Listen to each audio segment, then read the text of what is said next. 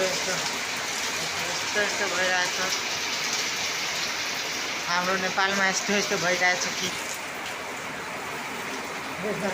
मौसम पनि मजाले नै गर्दैछ। अहिलेको मौसमको पनि भइरहेको छ होला। यस्तो छ पनि आइसक्यो।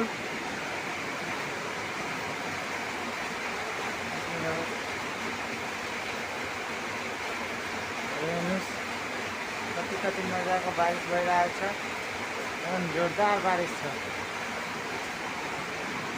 एकदमै मजाको बारिश रहेछ। यस्तो बारिशमा कसरी गर्ने त कामझाम। एउटा लाइभ स्ट्रिम पनि हुनेछ।